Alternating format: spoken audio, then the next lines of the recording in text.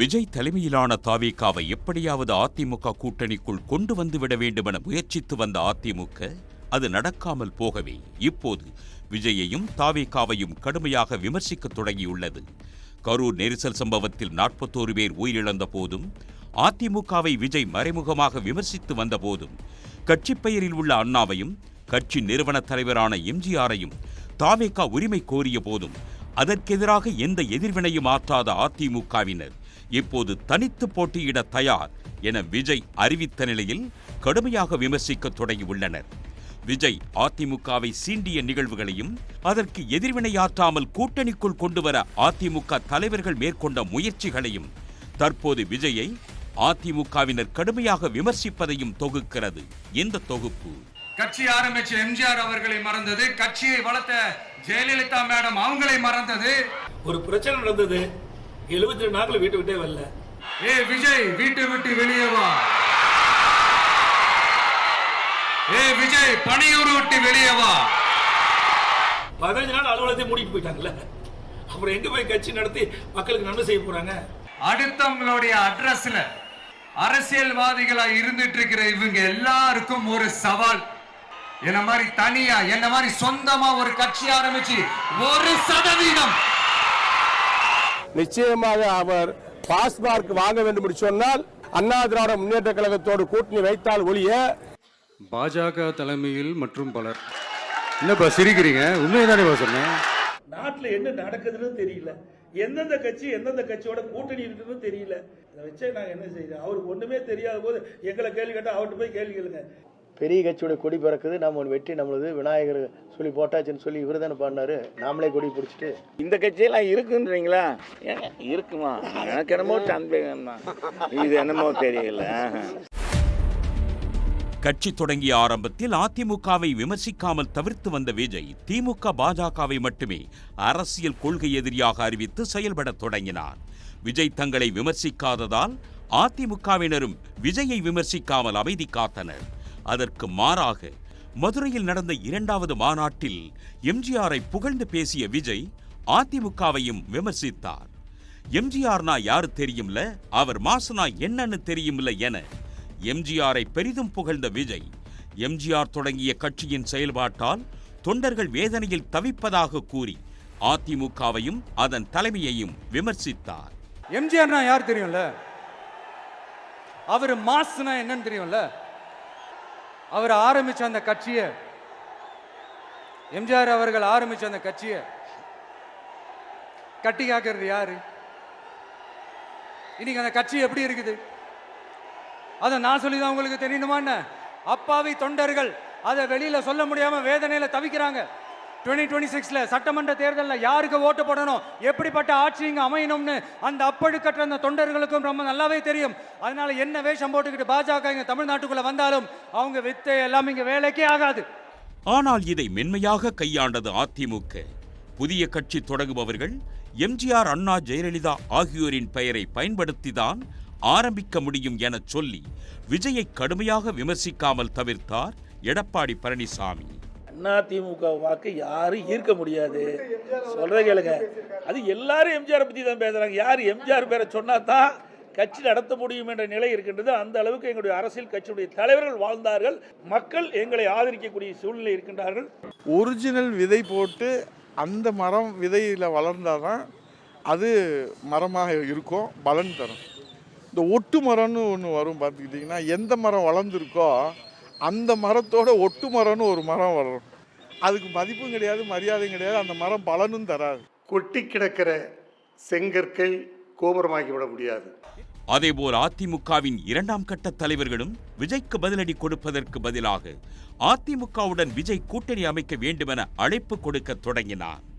Vijay pass mark வாங்க வேண்டுமென்றால் அவர் அதிமுகவுடன் கூட்டணி அமைக்க வேண்டும், விஜய் நன்றாக யோசித்து அதிமுக கூட்டணிக்கு வர வேண்டும் என முன்னாள் அமைச்சர் ராஜேந்திர பாலாஜி அழைப்பு விடுத்தார். வித்தியாசமான ஒரு அணுகுமுறையோடு தான் விஜய் வருகிறார்.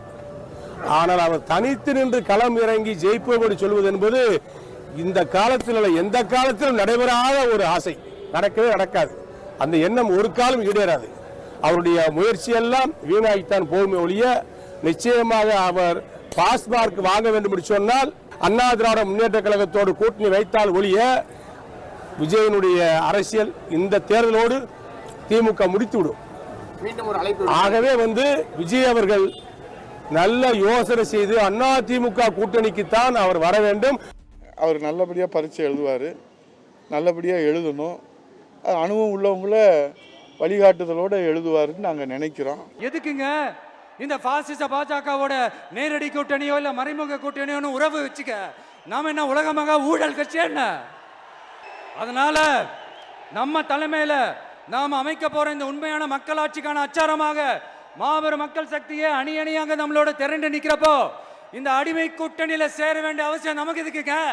நாமக்கல்லில் நடந்த பரப்புரை கூட்டத்தில் பேசிய விஜய் மூச்சுக்கு 300 தடவை அம்மா அம்மா என்று சொல்லிவிட்டு ஜெயலலிதா மேடம் சொன்னதை மறந்துவிட்டு ஒரு பொருந்தா கூட்டணியாக ஒரு கூட்டணி அமைத்துக் கொண்டு தமிழ்நாட்டோட நலனுக்காக பாஜகவுடன் கூட்டணி வைத்திருக்கிறோம் என்று சொல்லிக் கொள்கிறார்களே, அவர்களை மாதிரி இருக்க மாட்டோம் என நேரடியாகவே அதிமுகவை விமர்சித்தார். மூச்சுக்கு 300 தடவை அம்மா அம்மா அம்மான்னு சொல்லிக்கிட்டு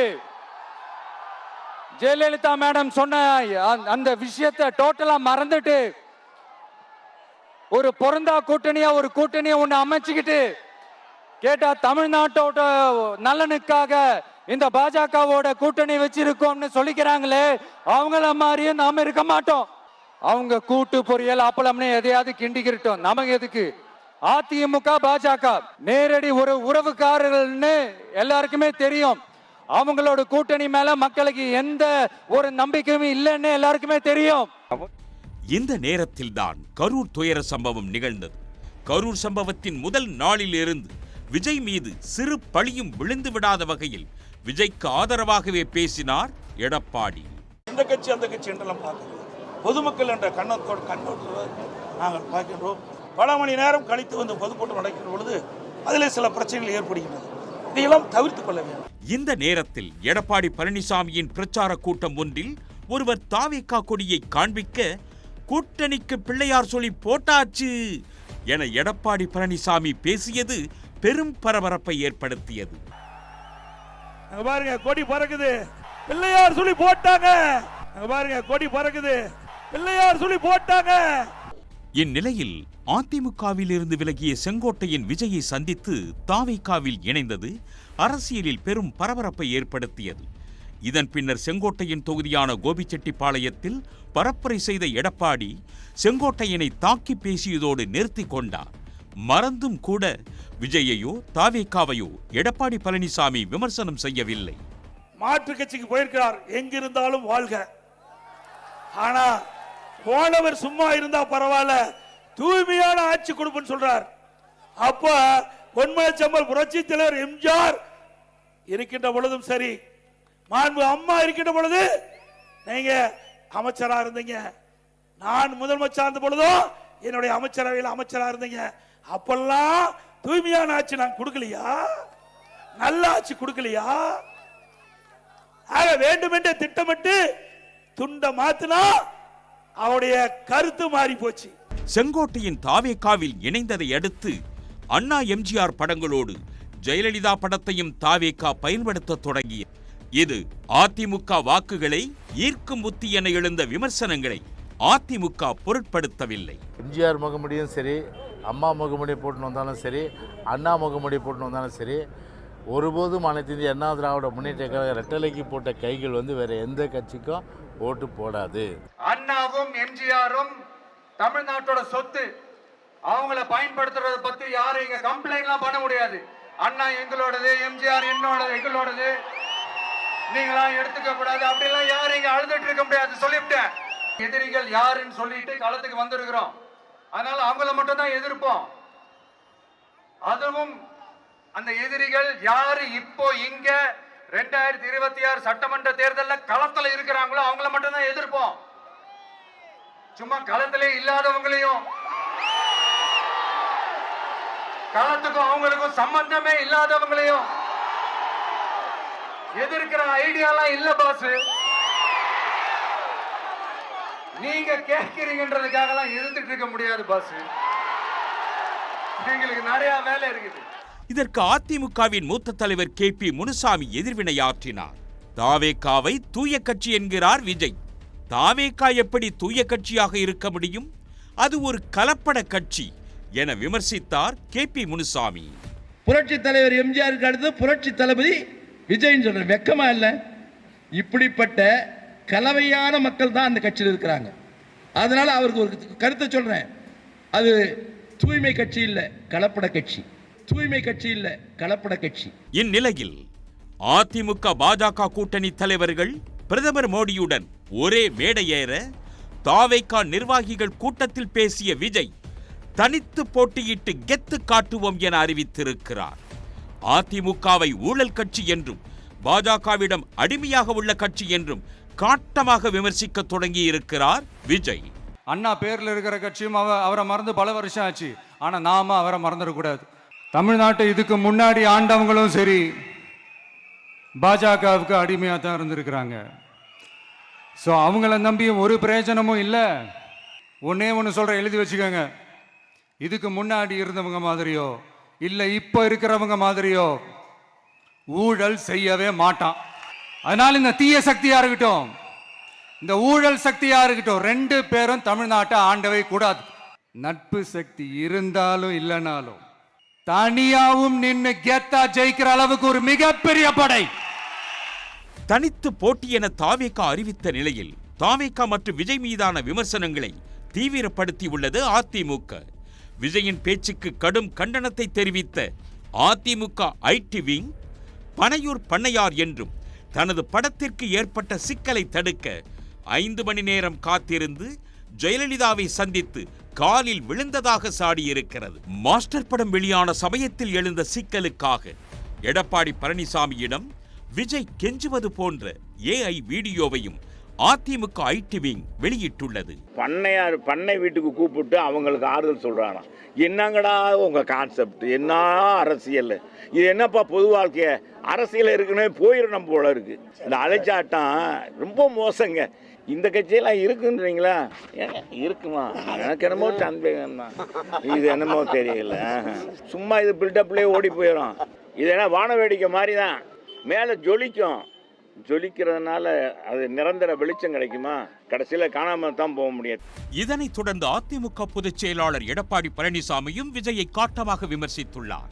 அவர் சிறந்த நடிகர், ஆனால் சிறந்த அரசியல்வாதி அல்ல என நேரடியாக விஜயை காட்டமாக விமர்சித்திருப்பது அரசியலில் அதிர்வலைகளை ஏற்படுத்தியுள்ளன. எதையுமே செய்யாம திரைப்படத்தில் இருக்க வரைக்கும் சம்பாரிச்சிங்க, இப்போ விட்டுட்டு வந்தீங்க. நான் பல்லாயிரக்கணக்கு கோடி விட்டுட்டு வந்தேங்கிறீங்க.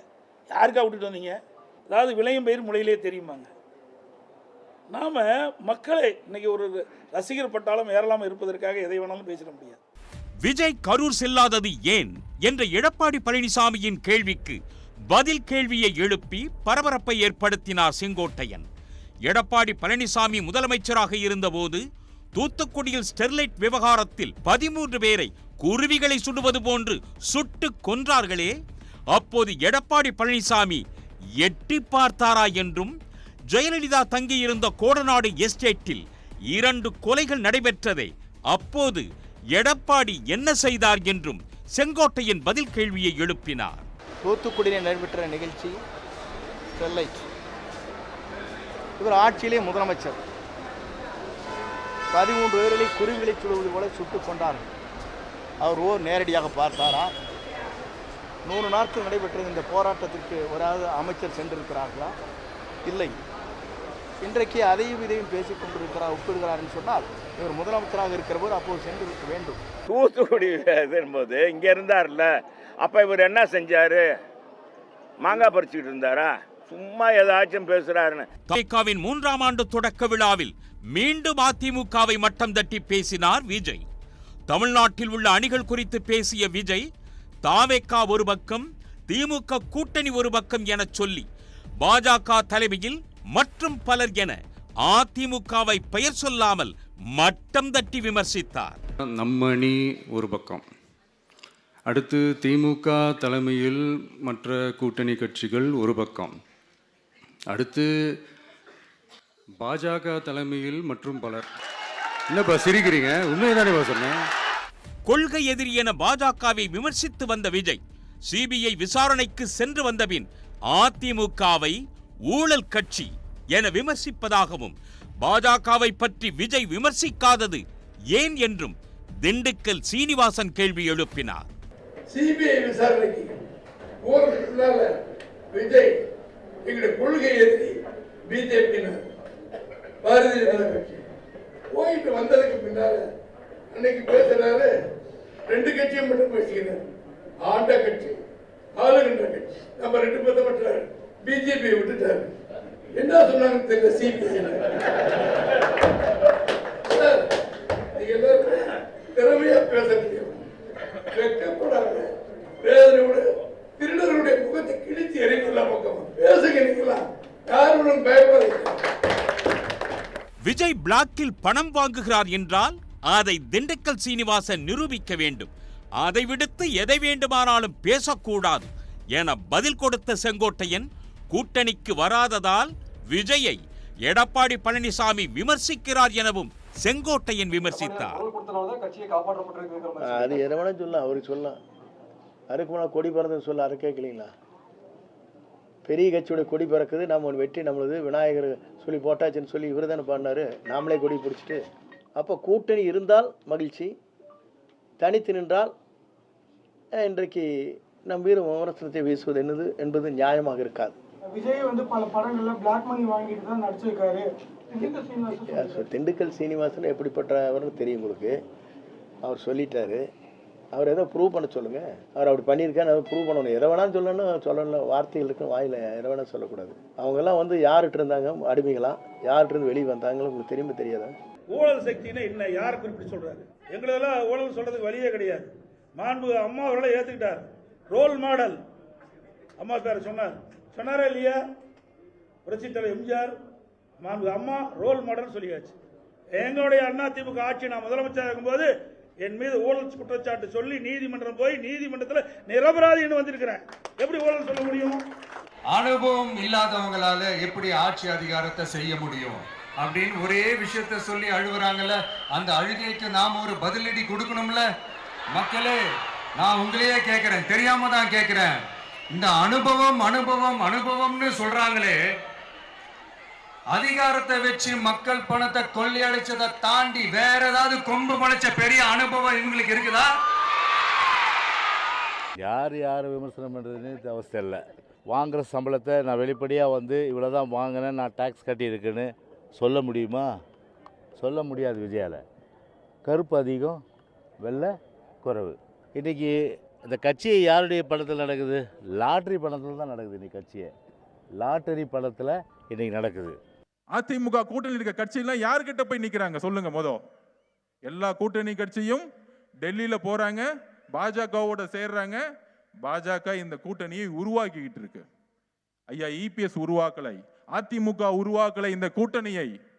அப்படி இருக்கும் பொழுது எப்படி இபிஎஸ் ஐயா வந்து இந்த கூட்டணிக்கு தலைமைன்னு சொல்ல முடியும்? உங்களால் ஒரு கூட்டணியை உருவாக்க முடியாத பொழுது ஒரு கூட்டணிக்கு நீங்க தலைமைன்னு நீங்க சொல்ல முடியும். நீங்க மட்டும்தான் சொல்லிக்கலாம், நான் தான் தலைமை, நான் தான் தலைமை, நான் தான் தலைமைன்னு. உங்க கூட்டணி இருக்கவங்களே உங்களை வந்து மதிக்கல. ஆதவர்லாம் பேச வேண்டியதுதான். ஏன்னா அவர் தூய்மையின் பிறப்பிடம். ஏன்னா அந்த நாட்டில் ஏழைகளின் ரத்தத்தை உறிஞ்சி அட்டையை போல் வளர்ந்த குடும்பம் அந்த குடும்பம். இதைத்தான் அம்மா யாராலும் நிறுத்த முடியாத இந்த லாட்டரி சீட்டே ஒழித்தாங்க. ஆனாலும் அந்த லாட்டரி சீட்டை பல மாநிலங்களே அந்த குடும்பம் தான் நடத்திட்டு இருக்கு. அவர் பேசுறதுக்கு என்ன தகுதி இருக்கு? இந்த ஆதவர்ச்சினா எத்தனை மக்களை போய் சந்திச்சு யாருடைய நிலை என்னன்னு தெரியும்? என்னங்க தெரியும்? எந்த இடத்துக்கு போயிருக்காரு ஆதவர்ச்சினா? எத்தனை ஊர்களுக்கு போயிருக்காரு? சும்மா ஊடகத்தில் பேச வேண்டியது, ட்விட்டரில் போட வேண்டியது, இதுதான் அரசியலா? எங்களை பொறுத்தவரை எதிரி யார் என்று சொன்னால் திமுக தான் எங்களுக்கு எதிரியே தவிர அண்ணா திமுக என்பது என்டிஏ கூட்டணியில் 10 கட்சி கூட்டணியில் ஒன்று. புரிஞ்சுட்டுங்களா? அது கட்சியே இல்லை. செல்லாத நோட்டு 1000 பேச என்ன செய்ய? அது ஒன்றும் ஆக போகிறது இல்லை. அதை போயிட்டு பேசிட்டு சார், அவரை விஜயை முதல்வர் ஆக்காம அவர் ஓய மாட்டேன் அப்படின்னு வேற சூளுரை கொடுத்துருக்காரு. எந்த நாட்டுக்கு முதலமைச்சர் ஆக்க போறாரு? கல்லூரிக்கு முதல்வர் ஆக்கணும், இல்லைன்னா ஏதாச்சும் முதல்வர். சும்மாங்க கிழமை என்ன பேசினாலும் சரி. அவர் போய் இனிமேல் இந்த ஆள் கிழமை இந்த செங்கோட்டையனுக்கு வயசு என்னங்க? இனிமேல் இவர் போய் எந்த நாட்டில் போய் என்னத்தை போராடி என்னத்தை விஜயை கொண்டு வந்து ஏப்பா நீ அங்கேயே அவங்க ஏற்றுக்கிற மாட்டேன்றாங்க, நீ கிளவை நீ பேசாம இருக்கியா அப்படின்னு தள்ளி விட்டுட்டு போயிடறாங்க. கட்சி ஆரம்பிச்ச எம்ஜிஆர் அவர்களை மறந்தது, கட்சியை வளர்த்த ஜெயலலிதா மேடம் அவங்களை மறந்தது, எதையெல்லாம் ஃபாலோ பண்ணணும்னு சொன்ன விஷயங்கள் எல்லாத்தையும் மறந்தது. இவங்களுக்கு நமக்கு அனுபவம் இல்லையா? சேலத்தில் பேசிட்டா விஜய் அம்மா வளர்த்த கட்சியும் எம்ஜிஆர் வளர்த்த கட்சியும் சரண்டர் ஆயிடுச்சு. அவருக்கு என்னங்க ஒரு நிகழ்வு நடந்தது, நான் சொல்லக்கூடாது, இதுலையும் கேட்கறதுனால நான் சொல்றேன். ஒரு பிரச்சனை நடந்தது, 72 நாட்கள் வீட்டு விட்டே வரல. ஏன் விஜய் வீட்டு வரலன்னு சொல்றாங்கிறாங்க. ஒரு தலைவரானா கேட்கத்தான் செய்வாங்க, அதுக்கு பதில் சொல்லித்தான் ஆகணும். விஜய் வீட்டை விட்டு வெளியே வா, விஜய் பணியூர் விட்டு வெளியே வா அப்படின்னு சொல்றவங்களுக்கு என் வீடு எதுன்னு தெரியுமா? முதல்ல என் வீடு எங்க இருக்குனாவது தெரியுமா? என் தாய் நாடான தமிழ்நாடுதான் என் வீடு. ஒரு கட்சி துவங்கி விட்டா அந்த கட்சியில நிர்வாகிகள் கேட்கின்ற கேள்விக்கும் மக்கள் கேட்கின்ற கேள்விக்கும் பதில் சொல்வது அந்த கட்சியோட தலைவருடைய கடமை. ஆனா அந்த கடமை செஞ்சிருக்காரா? 15 நாள் அலுவலகத்தை மூடிட்டு போயிட்டாங்கல்ல, அப்புறம் எங்க போய் கட்சி நடத்தி மக்களுக்கு நன்மை செய்ய போறாங்க? ஒரு பிரச்சனையை சந்திக்கக்கூடிய திறன் கூட அவருக்கு இல்லையே. அடுத்தவங்க ஆரம்பிச்ச அரசியல் கட்சியில அடுத்தவங்களுடைய அட்ரஸ்ல அரசியல்வாதிகளா இருந்துட்டு இருக்கிற இவங்க எல்லாருக்கும் ஒரு சவால். என்ன மாதிரி தனியா என்ன மாதிரி சொந்தமா ஒரு கட்சி ஆரம்பிச்சு 1% அட்லீஸ்ட் 1% வாக்கு வாங்கி காட்டுற அந்த தில் இருக்குதா, திராணி இருக்குதா? அவர் தன்னைத்தானே புகழ்ந்து கொண்டிருக்கிறார், அவ்வளவுதான். 4 செவற்றுக்குள் உட்கார்ந்து கொண்டு ஏதோ சில அறிவுஜீவிகளை பணத்தை வைத்துக் கொண்டு எங்கேயாவது ஒரு இடத்தில் வாய்ப்பு கிடைக்காத என்று அலைகின்ற கூட்டத்தினுடைய அறிவுகளை ஏற்றுக்கொண்டு அவர் பிதற்றிக் கொண்டிருக்கிறார். அவரை பற்றி நாம் கவலைப்பட வேண்டிய அவசியம் இல்லை. தொடக்கத்தில் ஒருவரை ஒருவர் நேரடியாக விமர்சிக்காமல் இருந்த அதிமுக தாவேகா இடையே திடீரென அதிகரித்து வரும் மோதல்களும் விவாதங்களும் அரசியல் களத்தில் உச்சகட்ட பரபரப்பை ஏற்படுத்தி உள்ளன. தேர்தல் நெருங்கும் நேரத்தில் இந்த மோதல் இன்னும் உச்சத்தை எட்டக்கூடும் என்கிறார்கள் அரசியல் பார்வையாளர்கள். உடனுக்குடன் செய்திகளை தெரிந்து கொள்ள சன் நியூஸ் பெல் ஐகானை கிளிக் பண்ணுங்க.